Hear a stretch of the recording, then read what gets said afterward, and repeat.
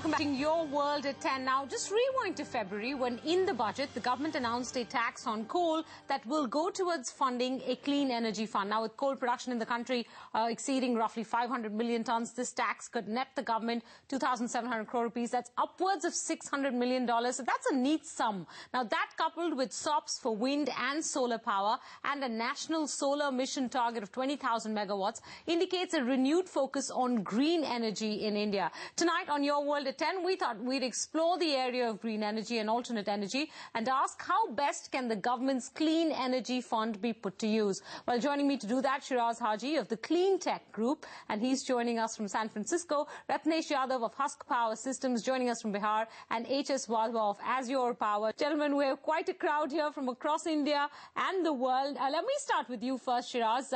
I was looking into your report of the previous month. Clean Tech is a leading global market research, events and advisory services firm for the clean tech ecosystem. And you said venture capital investments in the clean tech ecosystem were up roughly 83% in the first quarter of this calendar year. Now, I understand that goes across the clean technology space, but where do you see most of the investments going when it comes to clean energy? Yeah, so we've seen in this shift from, renewables to demand. If you look back 2 years ago, renewable energy was 65% of the clean tech investment dollars, and that has narrowed to about 35%. So now things like investments in water, in the smart grid, in energy efficiency in the built environment, in materials are becoming a much more important, this quarter representing about 65%. So power still remains important, but while solar was always the #1 category that we tracked a couple years ago, it is today in this report our #2 category after transportation in terms of dollars invested. So it's really a shift. I think people are seeing big opportunities on the demand side of things. We have a number of utility executives who are saying, look, there's some real opportunities to save a kilowatt and have that be a very cost-effective way.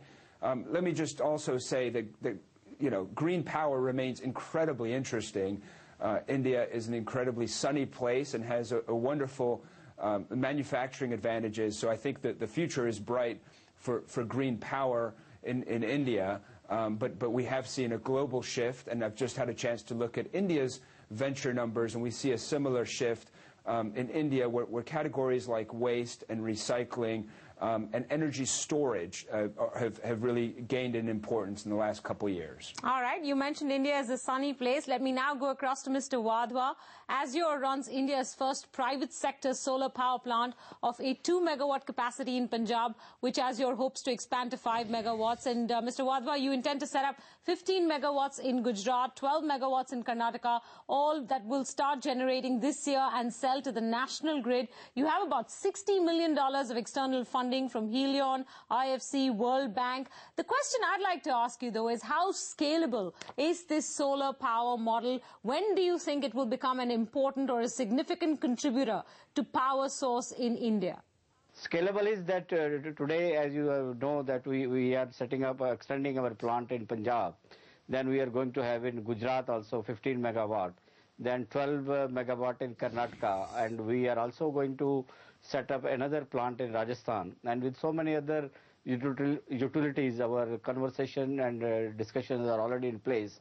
And within 3 years of period, we will be able to set up not less than 100 megawatt of solar power plant in India. 100 megawatts is still a very small contribution to India's total power requirements. Do you expect, Mr. Wadhwa, that solar will ever become a significant contributor? Yeah, ultimately in the period of come, the only thing is that we require a lot of land for the solar power. And there are a lot of hiccups in acquiring big land parcels. But still the governments are now very cooperative. State governments are really giving us a lot of help and support. And even there are a lot of incentives and push from the central government also. And in the days to come, definitely as per the new solar mission policy, Jawaharlal Nehru scheme policy, it is going to be in a very big way. It will be scaled like anything. All right, so far we are at the infancy stage. All right, you made the case for solar. Ratnesh, if I may come to you now, if solar is all about high initial costs, and like Mr. Wadhwa pointed out, the availability of land, your model is a very low-cost model, right? Husk Power generates from discarded rice husk. You have about 26 plants of 35 to 100 kilowatts each across 70 to 80 villages, lots of media coverage, and about $1.25 million in external funding that includes grants as well as startup funding. What's the potential for Husk Power? Again, this is a very small contributor in terms of renewable energy source, right? Yeah, if you think of it in terms of megawatts, then it is, but in terms of customer base, right now we have about 10,000 customers. In 2007, we had only one plant. In 2008, we had 3. And 2009, we had 20. And in 2010, we will have about 50 plants in operation. Right now we have 26. Now, what's the target, Ratnesh? Can you take us through, let's say, 3 or 4 or 5 years down the line, how you hope to expand your customer base and, of course, your capacity as well? Yeah, our target is to be 2014 plants by 2014. 2014 plants by 2014. And how many customers will that cater to, or how many power consumers will that cater to? More than 1 million customers. More than 1 million customers. Shiraz, very soon, in 2-3 months' time. So, Shiraz, the purpose of getting both Mr. Wadhwa and Ratnesh into this conversation was to try and expand our perception of what renewable energy really is, what the scalability of these models are, and therefore really how important and contributor they can become to the national energy grid. What's your experience of countries that have been focusing on wind and solar? Have they become important contributors to the national grid? Yeah, absolutely. And I think India has a phenomenal opportunity to really grow its wind and solar segments. My experience is it's very driven by government intervention right now because we don't have a solar and wind. Wind is getting there, but the solar has not been at grid parity, meaning the cost of producing a kilowatt of solar is not competitive. So where has solar really taken off as a percentage of the mix? Well, in Germany and Spain have had very strong feed-in tariffs. So it's basically the government saying that utilities must buy solar power at a certain price. And that has done quite a bit of terrific work for getting Germany's solar business going. I think in Spain we've seen some pullback and some controversy in Germany as well that has absolutely hit the solar companies in Europe. In the United States, what we've seen is this at a state-by-state level where states like California have put in place mandates to say utilities must have a certain percentage of their mix being from solar and wind. They've absolutely done that and complied. So I think one of the big observations is the role of government is very important as the industry is still taking off and before it gets to its full manufacturing scale. I will say that wind is really has made some terrific strides and is getting where it's almost competitive with things like coal on a dollars per kilowatt basis. All right. So considering that, India is looking to set up this clean energy fund, Shiraz, and it could be funded anywhere upwards of $500 million, the money coming in from a tax on coal. So this is a green venture. What do you think a government, or what role do you think a government fund can play, or where do you think its money is best invested, keeping in mind that governments always have longer-term time horizons compared to private equity or venture capital investors? Yeah, I think there's a project finance role that is hugely important, I think, both in India but globally, that we've seen some real challenges, entrepreneurs getting the financing needed to build the first plant. So I think there is absolutely a role that fund can play in the renewable generation space. I don't fully know the mandate, but I'd also encourage the fund managers to consider looking outside of renewables. I think there's really interesting opportunities for India to be a real leader in all things smart grid. So looking at the electricity grid and leveraging India's real talent with IT and bringing that to really reinvent the grid both in India but globally. And I'd say the electrification of vehicles is something that I think is very interesting, especially when you look at two-wheelers and the inflow of electric two-wheelers that's going to come in.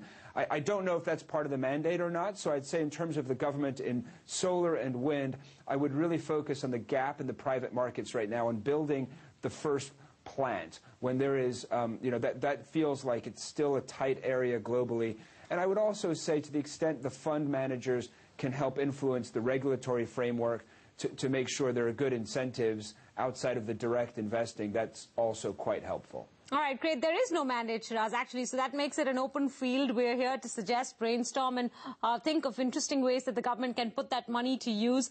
Ratnesh, where do you think the government can best put that money to use? Would it be to fund low-cost renewable power models like yours? Yeah, from my personal experience, I would say that government has changed its policy quite a lot, and they have been very helpful. But what they need to do is that they need to, promote manufacturers. The rate at which we are, trying to grow, we are having tough time to find manufacturers of generators. We were surprised to find that there aren't many, manufacturers for generators that we use. Mr. Wadhwa, where do you think this fund would be best put to use? First of all, if they can spend money on the R&D sector, that will be very useful. So far, the cost of equipment is very high. And if we spend the money on R&D, naturally that will help in bringing us the cost of the plants. In turn, naturally we will be supplying the power at a lower rates. One thing is that. Second thing is the utilities, the governments, which are paying from their sources, plus the difference which the government has to pay, NTPC or MNRE or whatsoever it is. If they share that portion also, that will also encourage the investors. Another thing is if they can finance something as regards the projects. So far the banks are not very comfortable in financing the solar power plants. They ask for our last 5-year returns and then this generation record, etc. This is a new industry and these things are not available. And if in any sort of guarantee or bank guarantee or they ask the banks, all these steps will go in a big way for promoting this solar energy business. All right, gentlemen, thank you very much for your ideas. Shiraz, Mr. Wadhwa, Ratnesh, thank you for joining us tonight. Let's hope we make it a beginning in the debate towards clean energy. Thank you for being on Your World at 10.